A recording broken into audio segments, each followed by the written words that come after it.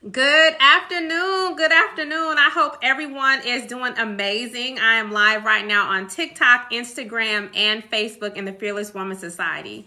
So I'm Aisha. I am a holistic life coach, and I teach women how to heal from past emotional pain, reclaim their confidence, and become happier and healthier versions of themselves so that they can get after their purpose. And today, I think it's really important to talk about mental health. So I want to shout everybody else out. This live will be about 15 minutes, 10 to 15 minutes. Drop in the comments below. Let me know your name, where you're tuning in from, and also just ping some people in if you want to share this information. So one of the reasons why I feel like this topic is important is because, as you guys probably saw on the cover of Yahoo News, Miss USA jumped off of the New York City building allegedly and committed suicide. So I think that at this point, that is very important for all of us to have a conversation around mental health, because there are so many people that are suffering in silence.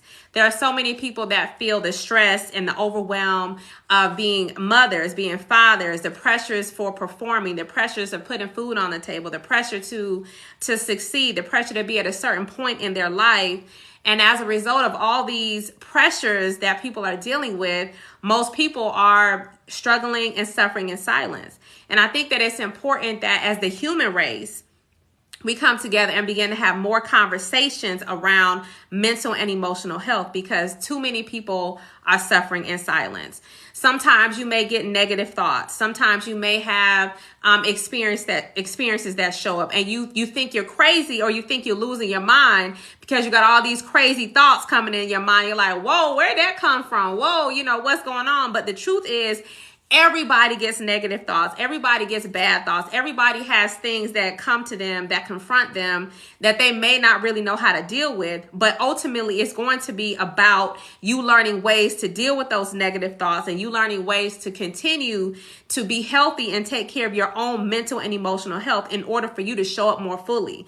Because what happens when we struggle or when we don't have good mental health is, how does that negatively impact us? First of all, it negatively impacts our body. It weakens us from a chemical standpoint. So our organs get weaker. Our body becomes more acidic. We struggle with our sleep. We gain weight. We can't lose the weight, or we can't tend to gain weight, so we tend to stay small. There's a lot of different factors. We can open ourselves up to diseases at the cellular level when we are struggling with our mental health. In addition to that, it has a negative impact on your family. So how many of you guys can relate to this? You may have had a stressful day. You're dealing with your mental health. You're not really feeling your best. Then you snap on your kids, or you snap on your husband, or you snap on your wife, or you snapping on people because mentally you are overwhelmed, overworked, and you're struggling with your mental health. And so today, one of the things that we're going to talk about in the next few minutes is 3 ways that we all can begin to improve our mental health. All right. So the very first thing that I want to start off is a quote that I found that was very insightful. And it says, enjoy the little things, because one day you may look back and realize that the little things were actually the big things. You see, oftentimes so many people are struggling with mental health because they're looking outside of themselves to get happy. They're looking for a bigger house, a bigger car, a bigger paycheck, to finally get to a certain status financially. They're looking for a wedding ring, or they're looking for a partner, and they're looking for all these things that they don't currently have. And because you don't have those things right now, you're not happy, or you're stressed out, or you're depressed. But ultimately, the biggest thing for all of us is to be happy with what we have right now in this very moment.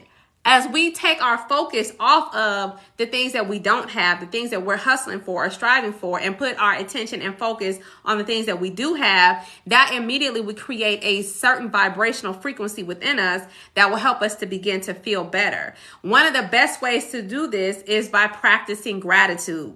Gratitude is by far one of the most effective ways to completely shift your mood and help you begin to feel better almost immediately.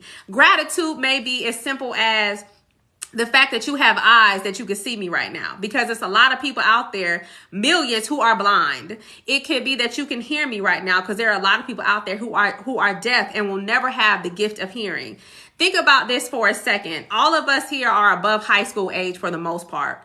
How many of you guys, have had a boyfriend or a girlfriend, have known what it's like to be loved and cared for? There's people out here in the world who will never know what it feels like to be going to a prom or to have a boyfriend or to hold somebody's hand because they're bound to a wheelchair for the rest of their life.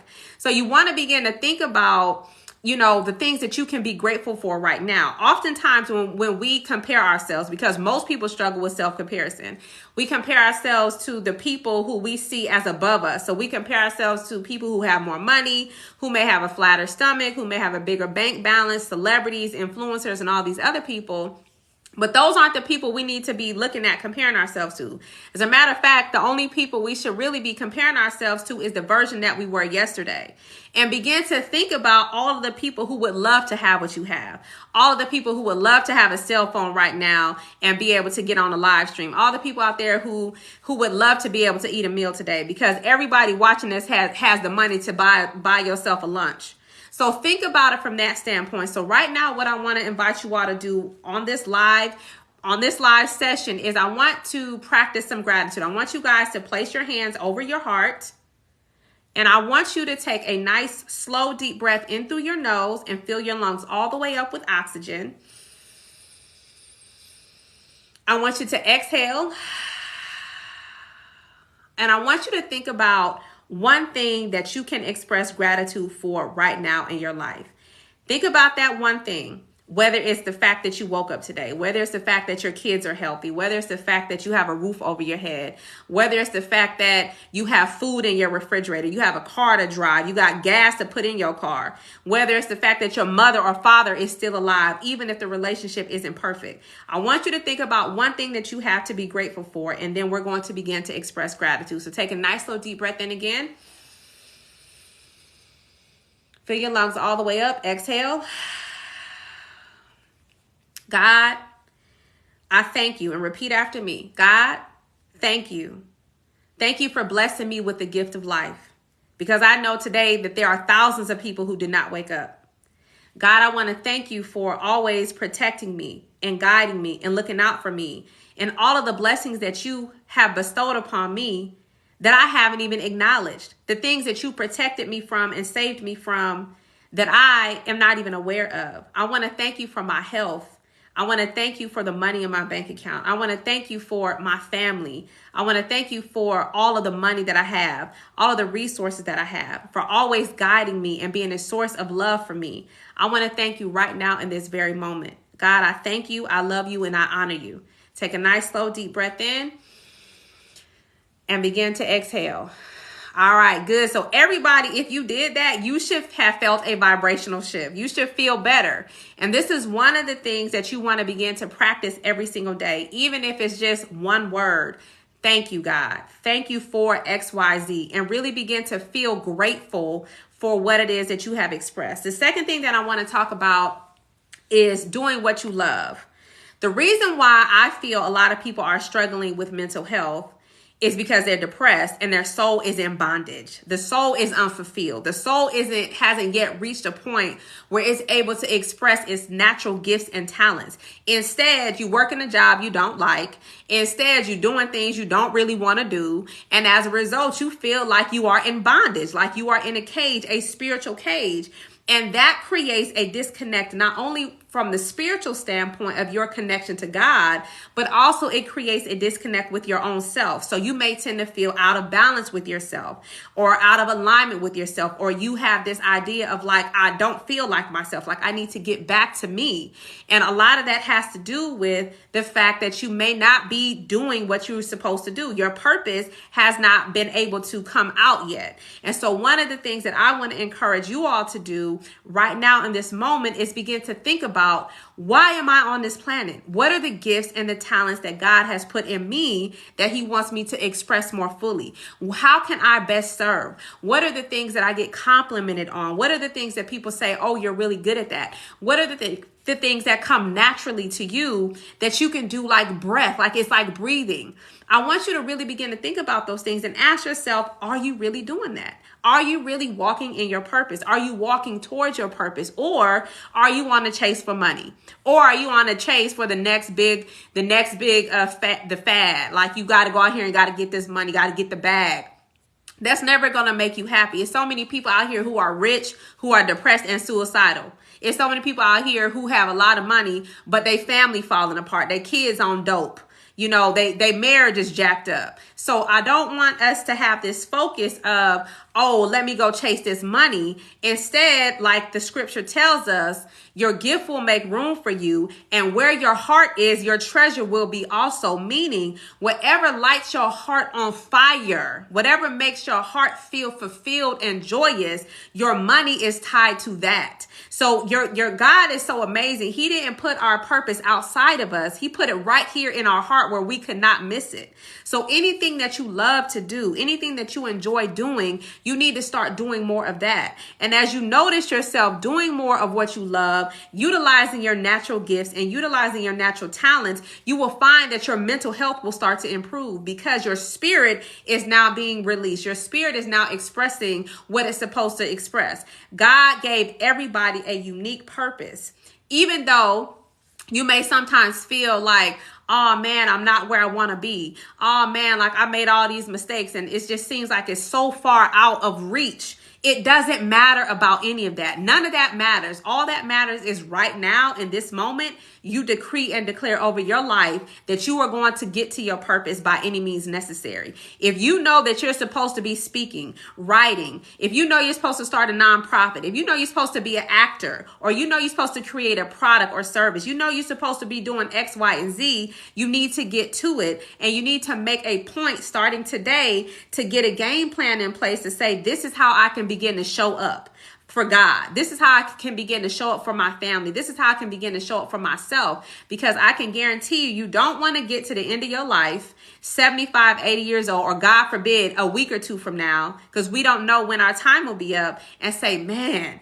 if only I had more time. If only I had a little bit more time and I was going to do it. I was going to get to it and I ran out of time. You don't want to live with regret. At the end of our life, I think that we regret the things that we didn't do more so than the things that we did do. So give yourself a chance.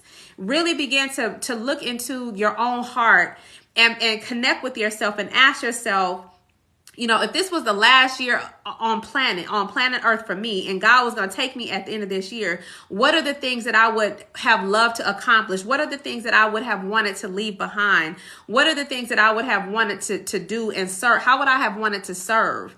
And as you begin to explore that, you'll start getting ideas, and God will begin to speak to you and lead you. So make sure that that's something that you focus on. Okay. So first we covered gratitude. Secondly, we covered purpose, doing more of what you love. The last thing I'm going to touch on before I wrap up is practicing more self-love. So many people do not love themselves. I don't even like themselves. You look in the mirror, you're like, oh, look at me. I'm overweight. Oh, I'm broke. Oh, I don't have this or I don't have that. So many people are criticizing themselves. You don't even need nobody else to beat you up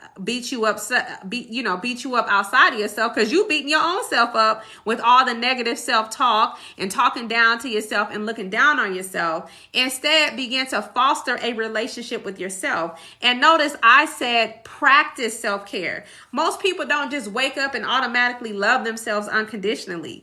Self-love is a practice. Self-love is all about you getting in tune with you becoming your own best friend, you developing a relationship with yourself. Don't sit up here and try to go get no man to make you happy. Don't try to go get no woman to make you happy. Don't try to go get some status, some new car, or some big bank balance to make yourself happy. None of that stuff is going to make you happy.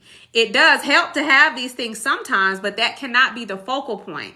The focal point needs to be you learning to love you, being gentle with yourself, being kind to yourself, honoring yourself, keeping your word to yourself. Don't get upset when people break their promise to you, when you are all the time breaking your promise to yourself. Oh, I'm going to go to the gym and work out. And then the day come to go to the gym and work out, and you're like, oh, I don't feel like it. Oh, I'm going to have a smoothie a couple days this week. And then when it comes time to make the smoothie, you don't make the smoothie. So that's what we call breaking your promise to yourself. And so, you know, as you focus on improving your mental health, focus heavily on practicing gratitude every single day. It shouldn't be a day that goes by that you don't practice gratitude. One thing that I'm going to share with you guys that I think is so important is Albert Einstein, everybody knows who that was. One of the things that he did every single day was every time he took a step, he said the words, thank you.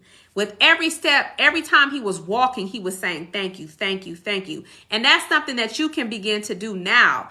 And you will notice as you practice this, your mental health will start to improve. You will start to feel better. The second thing I shared with you guys is to get after your purpose. Do what you love. Look within your heart to find out the things that you really enjoy. What are those natural gifts and talents? What do people compliment you on all of the time? And begin to do more of those things. Stop letting fear get in the way of stopping you from your greatness. Stop letting fear get in the way of your purpose. Stop letting all of these things hinder you from bringing life coach. I teach women how to heal from past emotional pain and begin to reclaim their confidence and self-love as they begin to get healthier from the inside out. I do have a free workshop coming up on becoming a better you in 2022. So if you're interested in that, feel free to click the link in my bio. I want to wish you all a fantastic week. And continue to put God first. Continue to love yourself and improve and invest in who you are, because the world is waiting on you. You have some great things that